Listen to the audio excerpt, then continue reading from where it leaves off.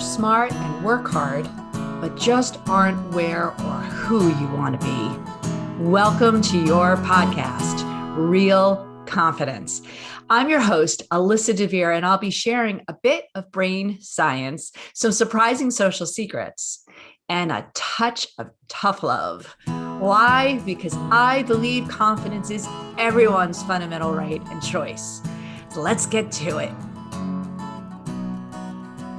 A topic that is going to be not only fantastically saucy and insightful, but, Maureen Cidzik is one of my favorite people on the planet. She happens to be part of our marketing universe in a way that I thank the universe every day. So we riff on this topic a lot. And I finally said, we got to put this in a podcast. So that's what we're going to do. Maureen, I'm so happy you're here. Oh, thanks for having me. Well, I know we have this conversation a lot, and it seems with everything, if people are paying attention to LinkedIn, I'm going to spill the beans, right? Layoffs are happening left and right. And we talk a lot about that because we've been through it ourselves. And lots of people are coming to us and the confidence work that you do for advice.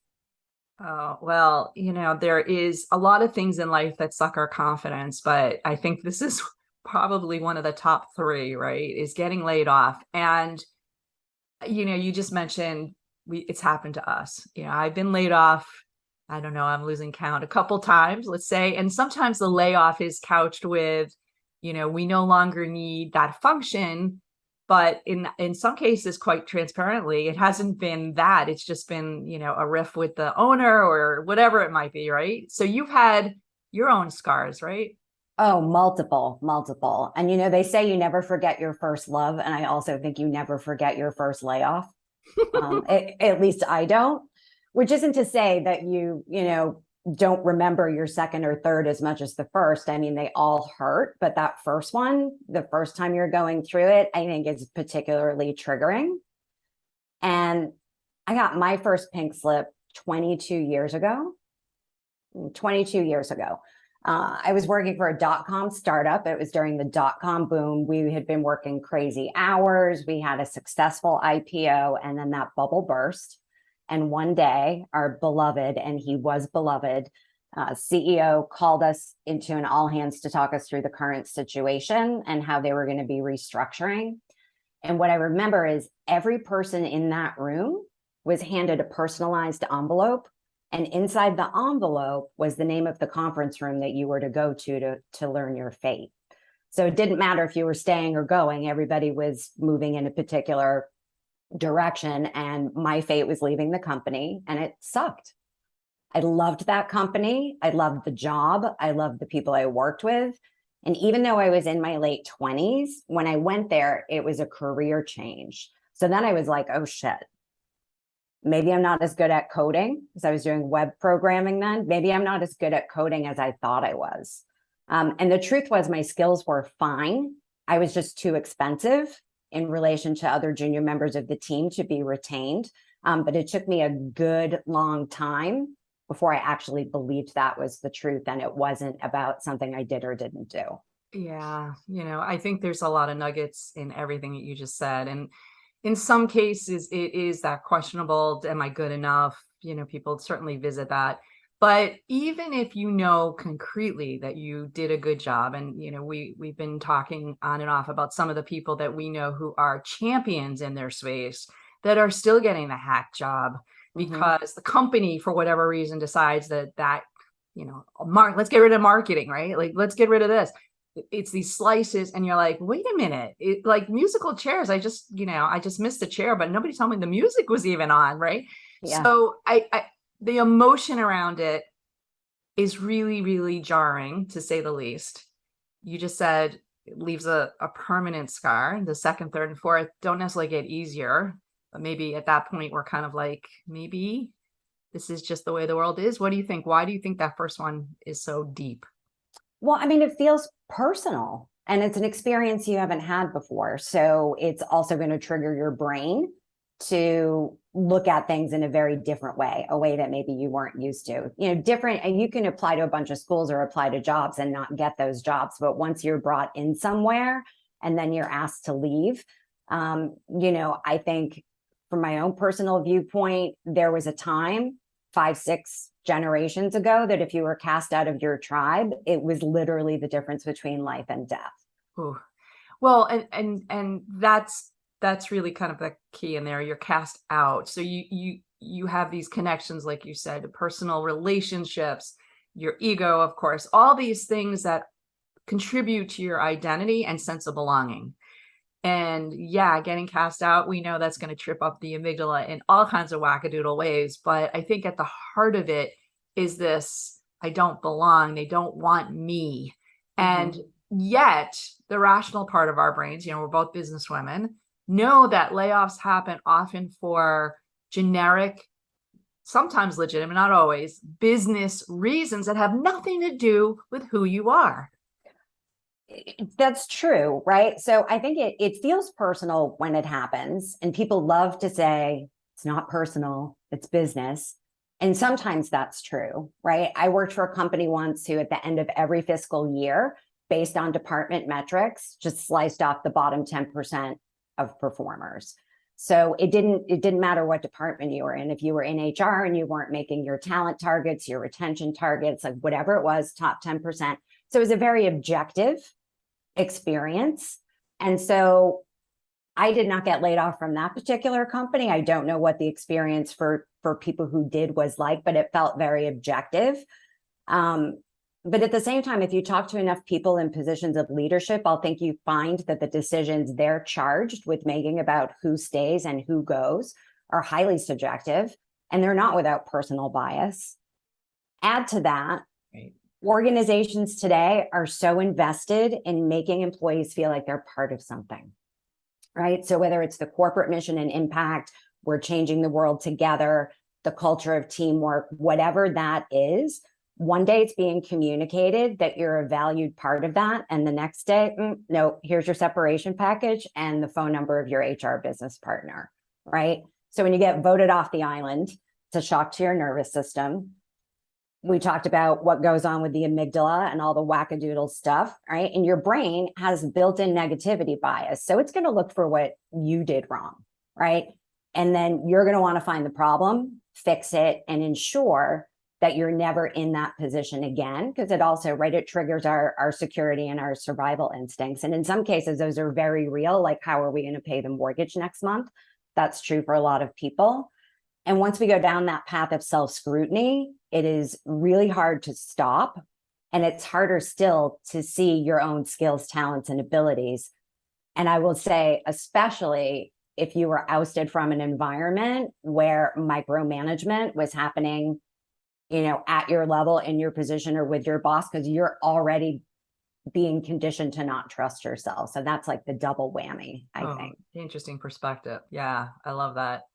I don't know what we're going to call this episode yet, but we love you, now get out, right? Like that whole, that is a paradox though. And that's a really good point. And certainly the fact that if somebody is looking over your shoulder, it's already building up to that. We don't trust you. We don't like you. And then, here's the slip, have a nice day.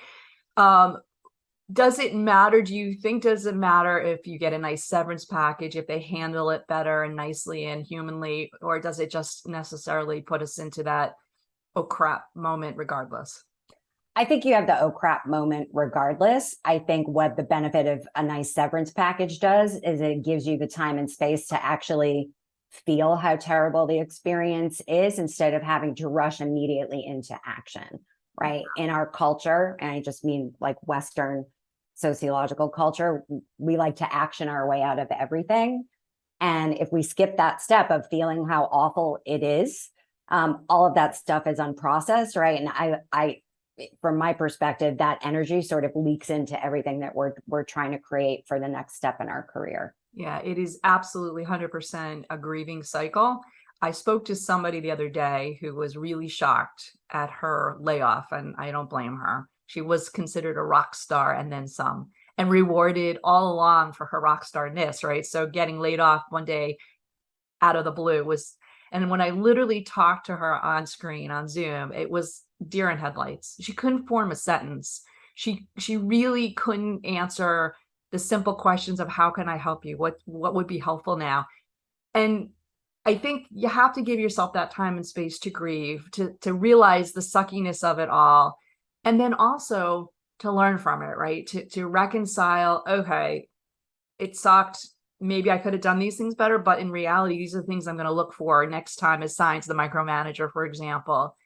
And I want to get into what can we do once we've been laid off to kind of take that and deal with it in a productive way. I want to do that after our sponsor break. But I have one more question before we get there, which is, do you think anyone is really immune to it? Do you think anyone kind of escapes the layoff potential and then once they're laid off, grief, or do you think it's everyone, men, women, and any personality type? Is there anyone that has a little bit more of a booster shot immunity to it? Meaning like their job is safe and they won't go through the experience, or Like, what's going to happen somebody? psychologically? Yeah, I mean, a little bit of both. Have you ever found somebody that like just was like, I was laid off, whatever?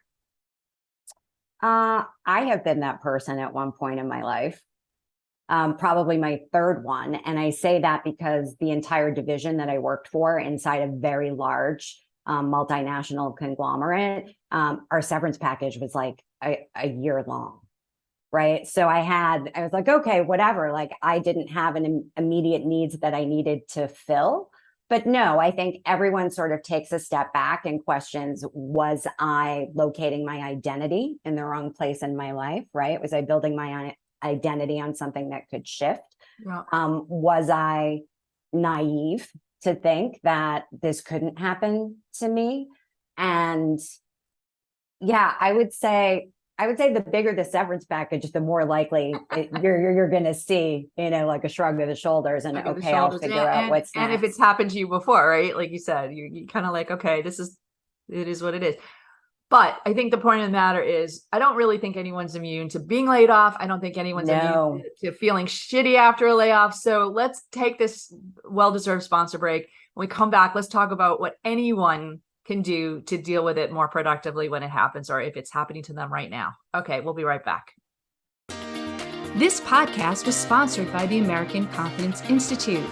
ACI trains smart, hardworking people how to use basic brain science to more effectively coach themselves and others. ACI is endorsed by top universities, the Strategic HR Management Association, and International Coaching Federation. Learn more about ACI's uniquely empowering keynotes, workshops, e-classes, and coaching certification at www.americanconfidenceinstitute.com. All right, so if you are listening and you've been recently laid off, we're sending you not only virtual hugs, but we're going to give you some real tips to deal with it. If you've never been laid off before, these are good to have handy for the future, because inevitably, I think everybody in their life, with few exceptions, do experience this. And if you've done it in the past, hopefully it'll make you giggle a little bit, thinking that, shoot, there are ways to actually deal with this in a, I won't say positive, but productive way. So Maureen, you get laid off, you're like, hey, we don't want you. Here's the door. Have a nice day. Severance or no severance. What's the first thing you would coach somebody to do to deal with it? I've actually been coaching people on this. So in addition to our work together, I do have a life coaching practice on the side, and it's happening a lot. And these people are coming out of this, experience really feeling destroyed. So aside from what we already talked about before the break, which is giving yourself the time and space to like let it suck and actually feel those feelings, we know that our brains are triggered. And so my number one productive tip for getting through the early stages or mid stages after a layoff is to give your brain a more interesting problem to solve, because it already knows how to look for all the things that are wrong and wants to fix. But if you can give your brain a more interesting problem to solve, that doesn't make its negativity bias go away, but it gives it enough of a distraction that doesn't take over your life. Like what? What kind of an interesting problem? So if it has a more interesting problem to solve, say, I would go back to the identity piece, right? Is the more interesting problem to solve is, what is my identity? Where are all the places I get my identity from? Where are those places that I see my identity more secure than others, right? You could solve for identity. you could say, well, I've been in this industry for, however many years, and I do have all of these other interests. You could solve for what would it take to shift a career path. And all the above are a little scary. Let's admit that, right? They're scary to kind of think Terrifying. about. And, working with a coach, as you know, can be tremendously helpful, to really think about, all right, take this moment and let's pivot. Let's do something a little bit different, learn from this as a signal. And I love that. What about self-reflection? Should somebody go, let me go back and talk to other people. Let me see what I did wrong. Is that anytime, do you recommend that to people at all? I'm not a fan of the postmortem because my brain is typically doing that on its own anyway, in the background, right? It's looking for what's wrong with me, where did I fall short, where could I be better? I find it more helpful and more productive to have those conversations with people I worked for in the past where the experiences were positive and successful. So I would reach out to a former boss, or a former peer, or even someone that maybe I had managed and who reported to me, and talk through what I just been through, what that experience was like, and get their perspective on it, because we've had it. And then that also reinforces to my brain, oh, hey, look, these are all the successful, positive professional experiences I've had. Yeah, no, I like that. And, of course, you can even ask them, would you mind writing me a testimonial, which would help me in my next job search, but also feed my confidence collection so I can remind myself that not all my work experiences have ended in this painful situation, right? So I think I Yes. love that. How much time should somebody give themselves to grieve, to go through that let it suck period? That a nod to Disney there. Yeah, let it suck. For myself, I find like a 3-day full-on pity party is a good measure of time. And the reason I give it, 3 days, 72 hours is what I tell myself is, all right, if we're going to feel terrible, if we're going to have this pity party, then we're going all in, right? It's 110% on the pity party. And you would be surprised how bored you get of your pity party in usually less than 72 hours. That doesn't mean you're going to wake up on day 4 and feel fantastic, but that tendency to keep going back and reliving conversations, meetings, experiences, or trying to figure out what went wrong is less tempting, right? The hooks that your brain has in that are going to start to release. So 3 days, 2 days, whatever somebody's own meter is, I like to say at that point on hour 73, whatever the party's over, what do you advise people to do? Because, saying I'm going to do this, and then that, I think they need something next to say, focus on. So what should that next step be after the pity party's done? I would recommend to go have some fun. Like anything that interests them, any hobby that they haven't had time for, which I know it sounds like such generic advice, and I hate generic advice, right? But I don't think you end the pity party and then go straight into a hardcore job searching and networking frenzy, as that's just going to tax your nervous system even more. And your nervous system hasn't fully recovered from this experience of being laid off. And then I would also say, let's just call bullshit on the whole looking for a new job as a full-time job, because no one can spend 8 hours and be healthy at their desk every day doing this kind of outreach.